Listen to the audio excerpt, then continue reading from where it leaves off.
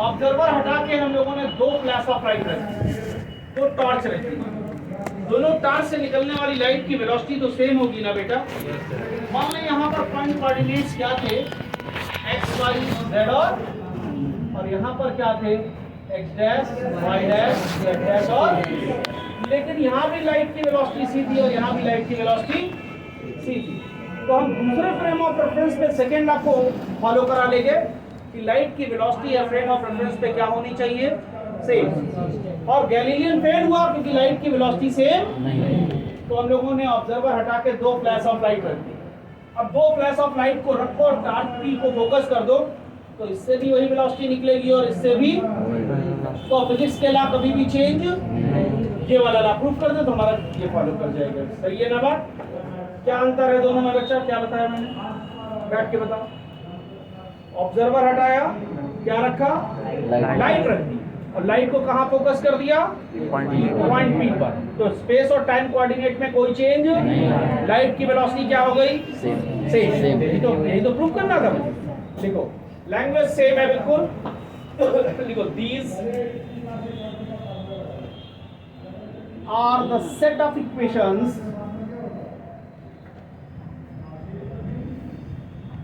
these are the set of equations between किसके बीच में, space and time coordinates, space and time coordinate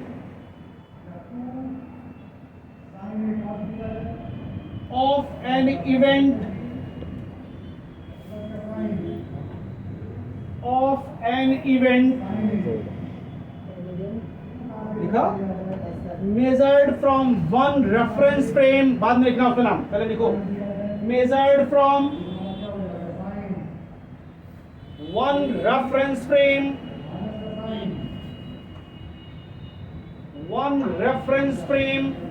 can be transferred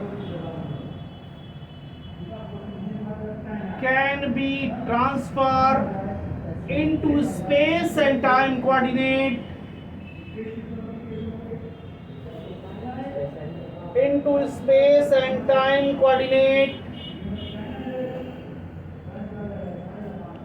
at the same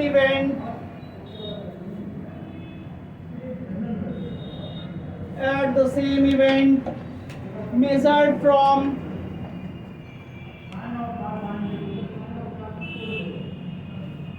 other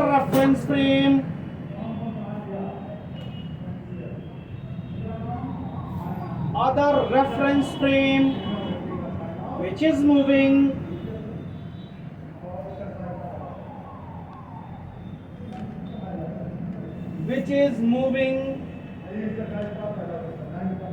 with uniform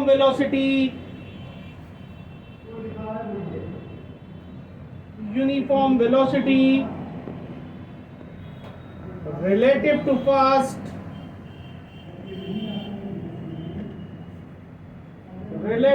first reference frame.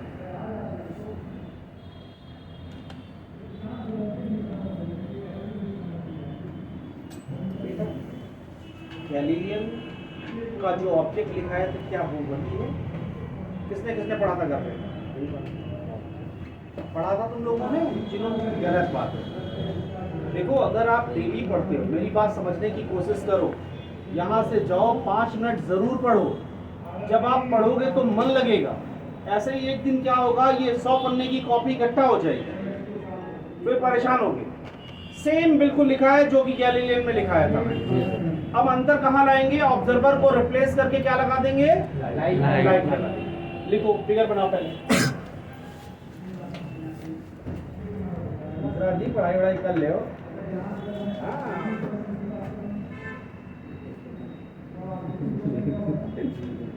10 दिन बाद पता नहीं चला कितनी course आगे निकल गया। अब तो धीमे बोल रहे हैं भैया। नहीं सीरियसली जहाँ लगे वो बता देना।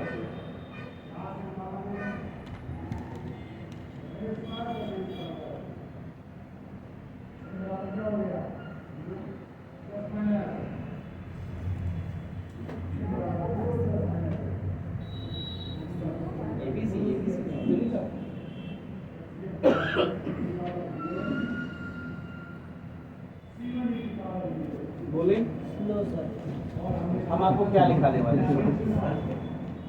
दो रेफरेंस फ्रेम लेंगे, एक एस है और दूसरा एस रेस्ट में है, सेकंड वाला यूनिफॉर्म वेलोसिटी से पॉजिटिव एक्स डायरेक्शन में मोशन कर रहा है। एक पॉइंट बी को ऑब्जर्व किया, दोनों ही रेफरेंस फ्रेम से जिसके स्पेस और time coordinate x y z t जब रेस्ट से मेजर किया गया और x dash y dash z dash और टी डैश जब मूविंग। एक फ्लैश ऑफ लाइट को दोनों के ओरिजिन से फोकस किया गया और पॉइंट पी पे डाला गया। मेरी बात समझना बहुत कायदे से। जब पॉइंट पी की ओर फ्लैश ऑफ लाइट ले गए तो अंतर क्या आया? डिस्टेंस में चेंजेस आया। लाइट की वेलोसिटी तो सेम थी। सेकेंड लॉ हमने स्पेशल थ्योरी का फॉलो कराया, velocity of light is constant in all the frame of reference. अब फर्स्ट लॉ क्या है? फिजिक्स के लॉ कभी भी चेंज नहीं। मतलब एक जनरल इक्वेशन हम फर्स्ट रेफरेंस फ्रेम से मेजर करें और सेकेंड रेफरेंस फ्रेम के कोऑर्डिनेट को लें और फिर उसमें ट्रांसफॉर्मेशन पुट करें तो पहली के बराबर आना चाहिए। यही तो लॉ है। फिजिक्स के लॉ चेंज कब नहीं होंगे? जो चीजें रेस्ट से मेजर की जाएं और जो चीजें मूविंग से मेजर की जाएं, अगर मूविंग से जो मेजर किया गया उसमें कुछ कंडीशंस लगा दें तो रेस्ट के बराबर आनी चाहिए। ये फिजिक्स के लॉ है। तो जरा लिखवाएंगे बाद में, पहले बोर्ड पे लिखें। हाँ जी सर। फ्रॉम रेस्ट, जब तक समझ में ना आए तब तक पूछते रहना। फ्रॉम रेस्ट दैट इज किस फ्रेम से? एस।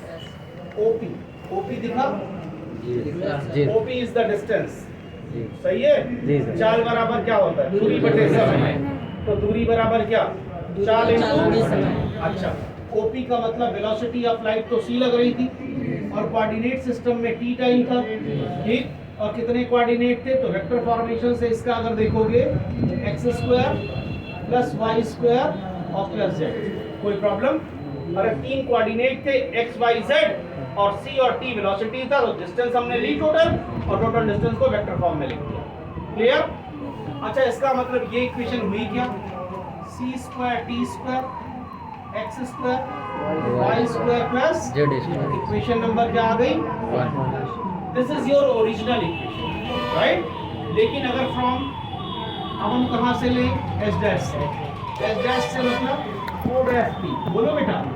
ओ डैश टी का मतलब सी टी। सही है ना? अब लिखना कतई नहीं, अभी लैंग्वेज डालेंगे। X dash square y dash square z dash c square T dash square x dash square y dash square plus this is an equation number 2। अब गैलीलियन ट्रांसफॉर्मेशन इक्वेशन हम लोगों ने पढ़ाई है ना जी सर। अगर गैलीलियन ट्रांसफॉर्मेशन स्पेशल थ्योरी को follow करता तो हम इसमें गैलीलियन रख दें, ये इक्वेशन आ जाए। तो लाए बट ध्यान देना हमारी बात पे, हम पुट करके देखते हैं। बट फ्रॉम जीटी ट्रांसफॉर्मेशन का मतलब गैलीलियन ट्रांसफॉर्मेशन।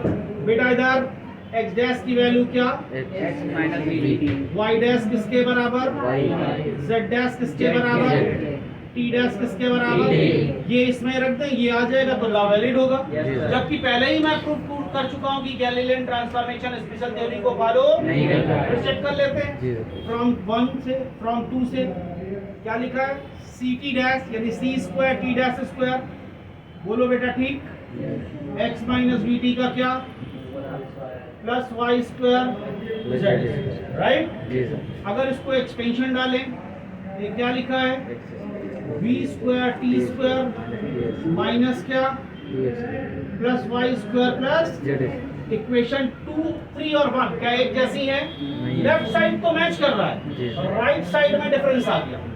बोलो इक्वेशन 1 और 3 एक जैसी नहीं है, इसीलिए गैलीलियन ट्रांसफॉर्मेशन स्पेशल थ्योरी को फॉलो नहीं करता। अब कोई ऐसा ट्रांसफॉर्मेशन माने क्या यहाँ से यहाँ तक की डिस्टेंस ज्यादा लग रही है तो इसको मेजर करने में टाइम ज्यादा लगेगा और यहाँ से यहाँ तक की डिस्टेंस कम लग रही है, राइट? तो क्या रखेंगे हम? We have to imagine new transformation. अभी लिखवाएंगे वो ट्रांसफॉर्मेशन मैंने क्या माने?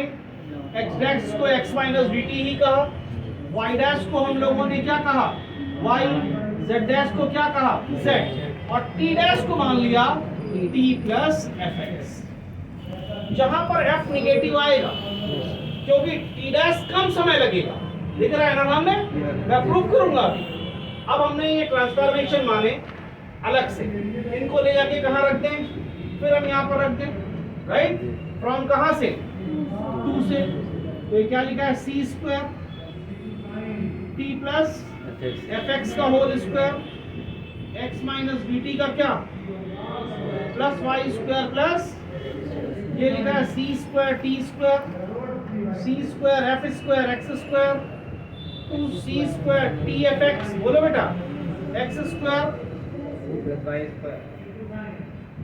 X square plus minus plus Y square plus, अच्छा चूंकि टी जो एफ फंक्शन किसका था, टी का था, दिख रहा है ना, एफ एक्स के फंक्शन के साथ टी का, तो इस वेरिएबल को इस वेरिएबल से कंपेयर कराते हैं, राइट।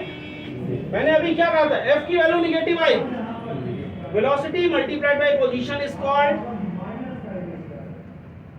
ध्यान दो, इसको अगर कंपेयर कराओगे अनकंपेयरिंग, क्या लिखा है, सी स्क्वायर एफ लिखा, बाकी तो कटेगा, माइनस क्या, तो बी एफ की वैल्यू कितनी आ गई, माइनस बी बाय, राइट। अब देखो अगर एफ की वैल्यू नेगेटिव थी यहाँ पर, तो टाइम घट रहा है कि नहीं घट रहा है, इस एफ को उठाया और यहाँ रख दिया। सबसे पहले एक अननोन कांस्टेंट की वैल्यू को निकाला और फिर उसे ऊपर वाली इक्वेशन में सेट कर फ्रॉम एवर, थोड़ा सा टेक्निकली देखना, C square T square C square B square upon क्या, सी की power 4 X square minus 2c square T B by C square X X square plus क्या, B square T square minus 2x dt plus Y square plus बेटा, ये C square कटेगा, minus 2x dt लिखा है, यहाँ पर क्या लिखा है, काट दूं। अब अगर इस इक्वेशन को देखो, ये लिखा है सी स्क्वायर क्या minus b square T square, ये वाला टर्म इधर लेकर बराबर x square minus b square by c square x square, नहीं समझ पाए, यहाँ से कटेगा, ये वाला टर्म इधर ले आए, ये वाला टर्म इधर ले गए, यही तो बचा। अच्छा कॉमन क्या ले लें, c square T square common ले लें, 1 minus b square by C square, यहाँ से क्या कॉमन हो जाएगा, x square 1 minus b square by plus Y square plus, equation number क्या हो गई है, 4। इक्वेशन 4 और 1 को देखो, 4 और 1 में क्या डिफरेंस है, सोच के बताओ, कितने कोऑर्डिनेट सिस्टम थे, स्पेस और टाइम, फ्रेम ऑफ रेफरेंस कहां मूव कर रहा था, एक्स डायरेक्शन, तो x में एक फैक्टर आ गया 1 minus b square by, time में भी एक फैक्टर है 1 माइनस बी स्क्वायर बाय, क्या यहाँ पर 1 minus b square by C square है, अगर हम उस फैक्टर को रिमूव करना चाहें तो क्या करें, सोच के बताओ, ये सिंगल वैलिड फंक्शन है, स्क्वायर में तो है नहीं, अगर इसे अंडर रूट कर लें, under root 1 minus b square by C square, square से हटा और अपने ट्रांसफॉर्मेशन को डिवाइड कर दें, root 1 minus b square by C square, और फिर ये वैल्यू यहाँ रख दिया जाए, अरे जो एक्स्ट्रा टर्म आ रहा था उसका स्क्वायर रूट लिया, स्पेस और टाइम कोऑर्डिनेट में 1 minus b square by C square है, इसे खत्म करना है, कैसे खत्म होगा, क्योंकि फंक्शन हमने सिंगल वैलिड मान रखे हैं, इक्वेशन स्क्वायर में आई है, under root 1 minus b square by C square में, और अपने जितने भी ट्रांसफॉर्मेशन से सबको भाग कर दें और फिर ये इक्वेशन यहाँ रख दें तो आ जाएगी, राइट। अगर ऐसा करोगे तो ट्रांसफॉर्मेशन बनेगा क्या, सोच के बताओ, एक्स डैश बराबर क्या, x minus b upon b square by C square, y dash तो वाई ही होगा, ये डैश क्या, और टी डैश बराबर टी प्लस एफ एक्स था ना, b by C square x root of क्या, and that transformation equations are called Laurent transformation and this is the valid equation, मतलब इनको उठाएं और सारी यहाँ रख दे तो यही मिल जाएगी। तो पहला क्या था, लाइट की वेलोसिटी फ्रेम ऑफ रेफरेंस पे कांस्टेंट होगी, लेके चले थे, फिजिक्स के ला कभी भी चेंज, समझ गए। Consider two reference frame,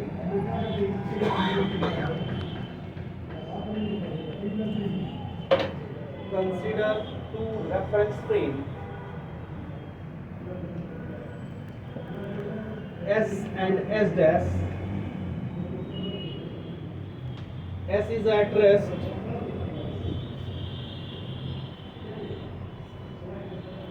while S dash is moving.